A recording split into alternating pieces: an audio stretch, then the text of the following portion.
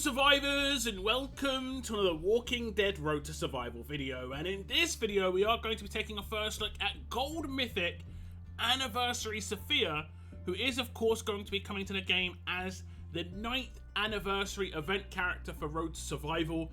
Now visually we have had Sophias in the game before, some very powerful Sophias.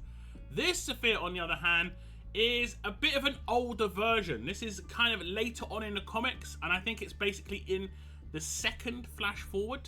If anyone knows the comics, like basically the very last comics that came out for The Walking Dead, you had the older Sophia, and by the looks of it, potentially other characters that are older too. On the right hand side, you can see her holding that pistol. She's got the kind of like crop jacket on. She looks kind of cool, just kind of basic.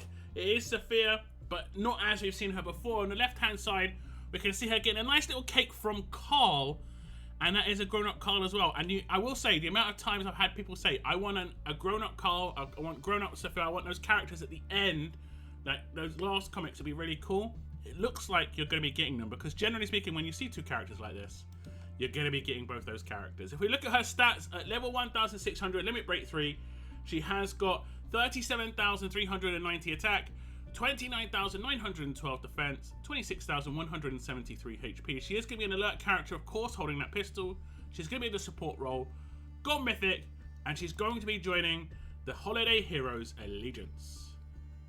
Now, the first thing we're going to be checking out is the Adrenaline Rush, and it is called Adaptive Assault. It is a 55 AP cost rush, so pretty decent for what is potentially an attack team character. While battling on the offense team, which is the attack team, deal 1,200% damage to an enemy and stun one other enemy for 2 turns. While battling on the defense team, deal 15% of this fighter's defense as damage to a line of enemies. So potentially could be used on both teams. I will say her defensive stats are very low, however, so I would say it's primarily more of an attack team character, but there could be some utility on a defense team. You'd have to come up with something special, I think. So you'd have to be in a team that actually buffed alert characters for sure.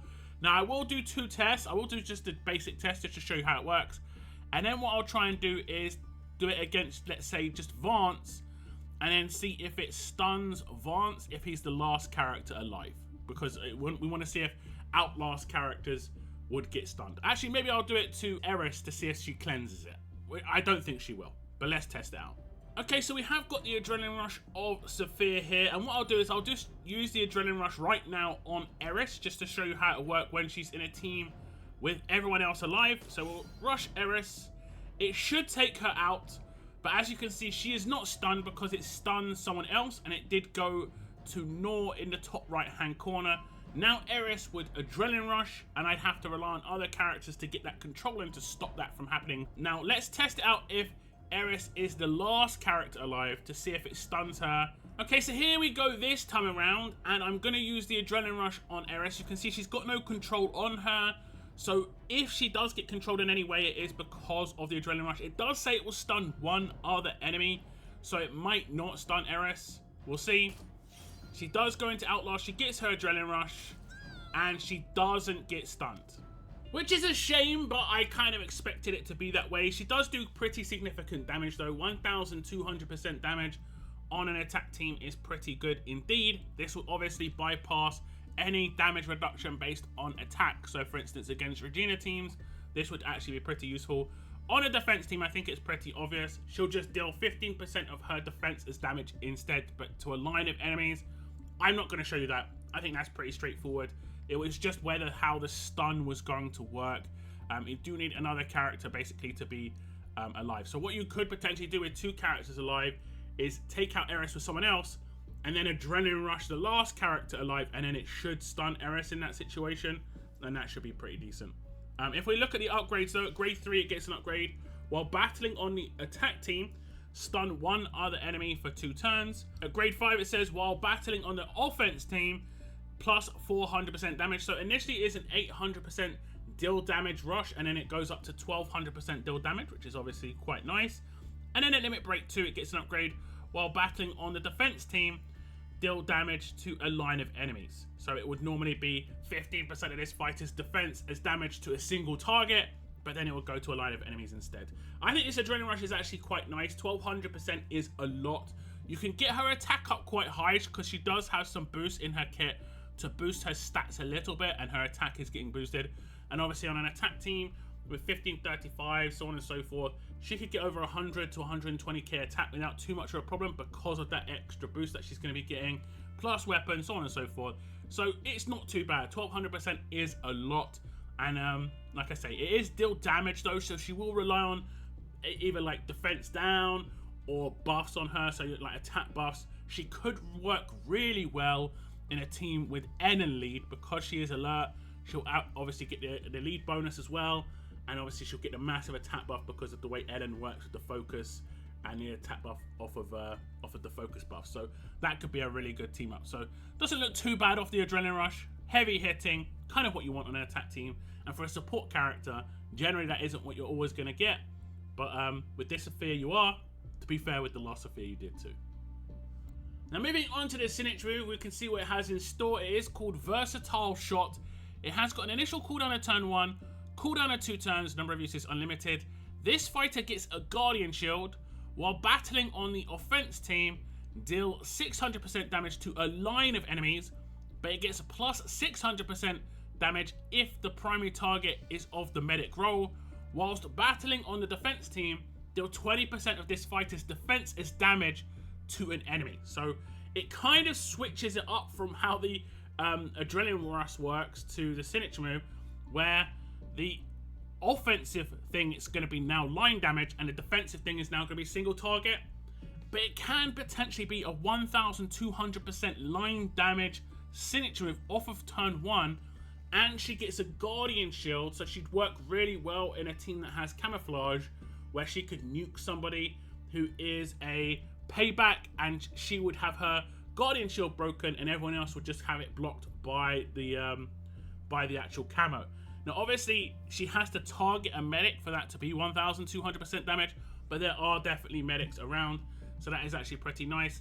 Like I say, while battling on the defense team, she's going to get some damage. It's going to be single target, 20% this time of her defense instead of I think it was 15% on her Adrenaline Rush, but like I said, her Adrenaline Rush was line, and this is going to be single target. So it's just a switch over from the Adrenaline Rush, which is, like I said, kind of interesting. Okay, so here we are attacking, and what we'll do is we'll use this signature move against Angel here, and then we'll do it again and use it against Noor, just to see the kind of damage difference that you're going to see. And obviously you're going to do pretty much half the damage that you should do when you attack Angel. So we might only like just get into her HP. I don't envisage this doing like crazy damage just because it's going to be 600%. Her attack stat is not super high, and she isn't got any like 1535s around her. Well, she does have Clem, that's about it. But she hasn't got another one. She hasn't got a 1535 on her weapon, which I would say is a pretty good idea. We'll check out what her weapon has on it though later on in the video. So I'll do her signature move, and you can see it does like 25 damage, 25k to Angel, and then it did like 40k to Noor. And then when we do it the other time around, I'm guessing it's just going to pretty much double that damage. Okay, so here we have the second time around, and this time I'm going to target Noor. We pretty much are just going to do double the damage, I would assume. So it should go from 25 to 50 on Angel and 40 to 80 on Noor. We'll do the signature move. And yep, 25 to 50 and 40 to 80 pretty much. And that's kind of what I would have expected when it comes to going from 600% up to 1200%. Now seeing that, you might have thought the damage that was actually dealt didn't seem like a lot, because you normally see like hundreds of thousands on characters. That's when you're hitting crits. Characters that don't hit crits, like this character, deal damage. The thing that's most important is the attack stat. You need to get that boosted up as much as possible. Attack mods are going to be massively important. Attack on the set, attack on, you know, the actual mod itself. Massive boost within the weapon. Those 1535s, and like I said, an attack buff on top. They need to have stacked on stacked on stacked attack stat. That's all that they require, and then you will get the benefits of it. In this test, there isn't that stacked on stacked on stacked, you know, attack stat, but you can obviously get that yourself. Like I said, the team up with Ellen seems amazing. If you have used Ruben, you'll kind of know what I'm talking about, where it didn't seem like he was doing much damage until you got him those attack stats. If you get him attack stats, he's nuking. But if you don't give him the attack stats and you just try and use him off base, just his base kit, he doesn't have any boosts, it's not going to be good. It's not going to be good for sure. If we look at the signature with upgrades though, you can see at grade 2 it gets an upgrade where this fighter gets a Guardian Shield. At grade 4 it gets a -1 to starting cooldown, so it goes from a turn 2 starting cooldown down to a turn 1 starting cooldown. At Limit Break 1 it gets a boost where while battling on the defense team it gets plus 10% damage. So initially it is 10% of this character's defense as damage to a single target, but it gets boosted up to 20%.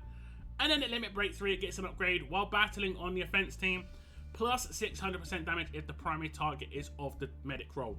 This is really important. Like I showed before and I said, you want to get all the boosts you can get. This is doubling the damage. This is really, really important indeed. It will scale off of her attack stat. Obviously, the higher attack she gets, the more damage will do. But if you're doubling it because you're hitting a medic, that's just such a massive boost for sure. So LB3 seems to be very important if you want to get the most damage out of Sophia's kit for sure. So the signature move is actually really good. A 1200% signature move deal damage to a line of enemies and a 1200% single target adrenaline rush. She is doing actually significant percentage damage. It's all about your build. If you're not doing enough damage, you're probably building her wrong or putting her in the wrong team. Make sure you're putting her in the right team. You can get her to signature move and adrenaline rush on turn 1 in a team up with Laura. Could be really, really nice. Now, what could bring the entire kit together is obviously going to be the Mythic Abilities. How are these going to affect Sophia's kit in her damage output or her support capabilities? These are, of course, like I said, her Mythic Abilities, her passive skills. She is going to be a support character, so she's going to get cunning, but she's not going to get much benefit from this, just like the fast version didn't get much benefit from this either. But she will be able to avoid the Regina kind of counter to control role characters at least, and there are obviously some characters out there that also do some issues with attack, damage role characters. So it is actually a pretty decent role to have. Maybe the only other role you could have had maybe would have been medic. It wouldn't have made much sense there either, but this is not going to proc on her signature move or her adrenaline rush. The next one is called Love at Last. At the start of each wave, 100% chance this fighter and Anniversary Carl, if he's on the team, heal for 50% of their max HP for the rest of combat. That is actually pretty cool. That is confirmation that there is going to be an Anniversary Carl for anyone who's very interested in that. But also, it's just a heal over time. This is good for attack or defense teams, but I will say you could potentially do some really interesting things with her specialist skill and have this proccing as well, which we'll talk about later on in the video. The next one is called Lived Experience. This is that stat boost I was talking about. She's going to get 10% max HP, 20% max defense, and 20% max attack. This is actually pretty nice because she is a bit of an all-round character with her kit. I would still say this doesn't bring her defensive stats up super high, but it will work as an extra multiplier, so it could get there if you have, let's say, someone who boosts alert characters, the actual leader that boosts, the weapon as well. There could be just enough to push her into maybe like the 80 to 100k bracket, and she'd be hitting pretty hard on a defense team potentially. The last passive is called Unwavering Will. 100% defense down resistance and 100% attack down resistance. This is just okay. It means she obviously just can't get attack down. When on an attack team, that's half decent, and on a defense team, it just means she can't get defense down, which again is just kind of half decent. I wouldn't say it's spectacular, but as she doesn't have the greatest stats, you would not want her to get any sort of reduction, especially attack on attack teams, honestly, because I've been just saying she needs all the attacks she can get. If she had a 20% attack reduction, even just as small as that, it would be absolutely drastic to the amount of damage output that she's going to have. But most characters have like 50% or 75% attack down, so obviously that's going to be a problem. Now, obviously control role characters can get through this. They can reduce this down to 60%, but it means that you don't have to ever put these mods on the character. Not that I think you would anyway. So there's not much to show when it comes to passives because not much of them work in game, but I'll show her heal just to show you in a second. But if you look at her stat boost that she gets, her attack goes from 37 up to nearly 45, and then her defense goes from 29 up to 36 nearly, and then her attack, her HP goes from around 24.5 or something like that up to nearly 29. So this is where she's going to get a nice boost. This is a little bit nicer for defense, as you can see. You might be able to get it to work. You really need some other characters to do, like, alert character stat boost for sure. Kyle would be a very important team up if you did want to use Sophia on a defense team. Now, the only real passive that I can show you is this one right here. As we start the fight, you can see Anniversary Sophia has 50% heal over time.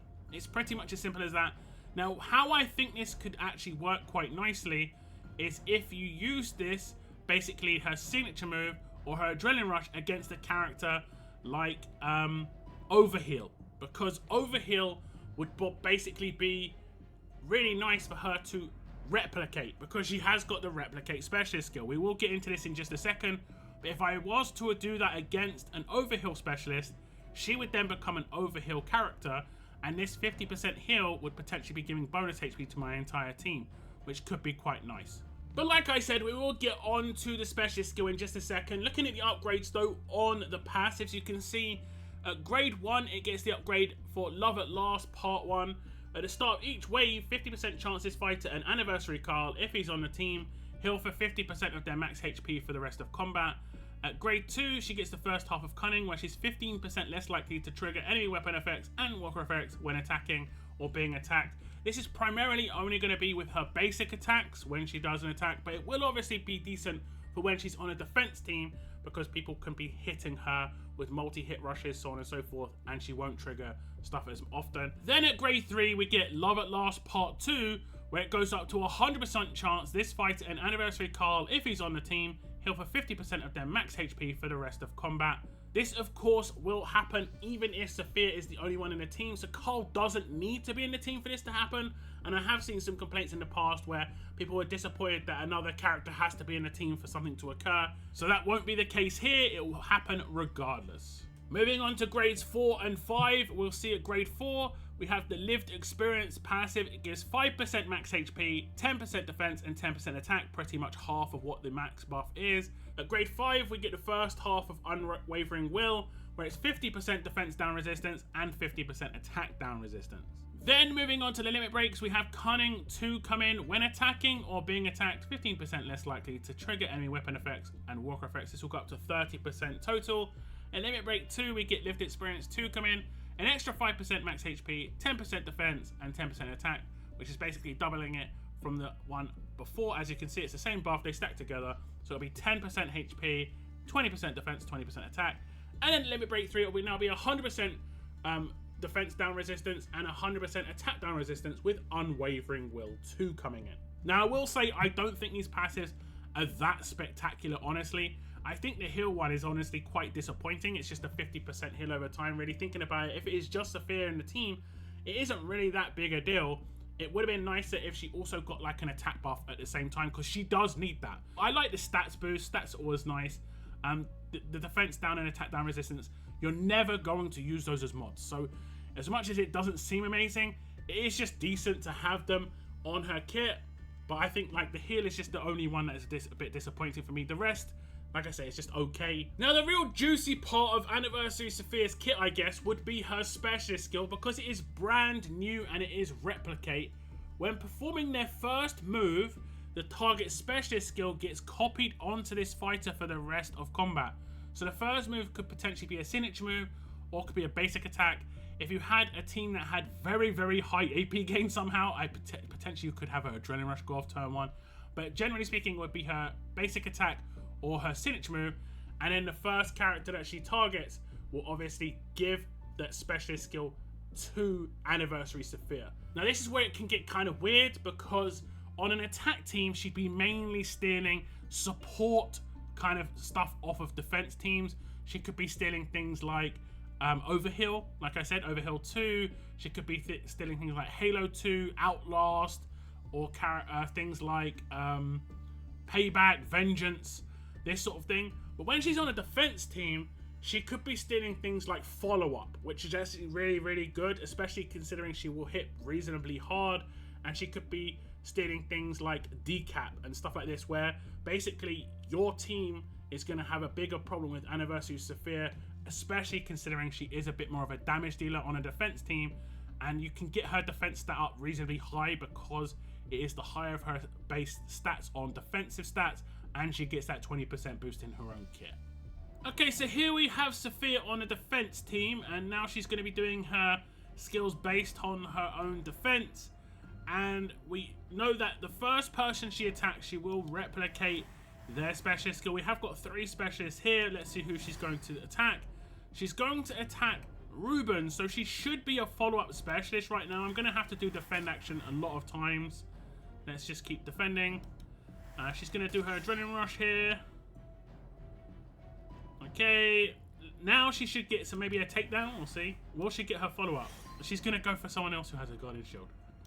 Come on, AI, you can do it. Take out Ruben. There we go. And she got the follow-up. So that's how it works. She'll get the specialist skill basically like that. Now, when it comes to her damage on the defense team, you want her defense to be as high as possible so that she obviously does as much damage as possible. It's basically the same as it is on attack, but it's defense instead. She's only at like 70k defense right now, so 20% of that isn't going to be very high.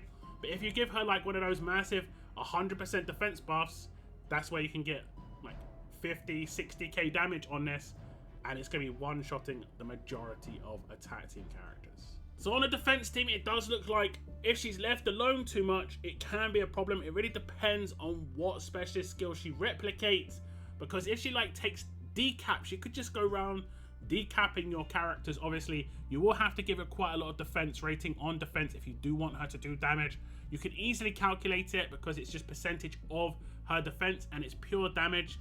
It doesn't get negated by the attack team character's defense rating, so that there is that.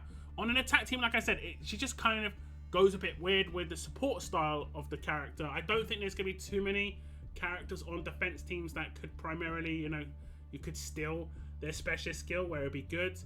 I'm not really sure. Is there a defense team like decap? I think there actually might be. I think there was one recently, like fairly recently released, but yeah.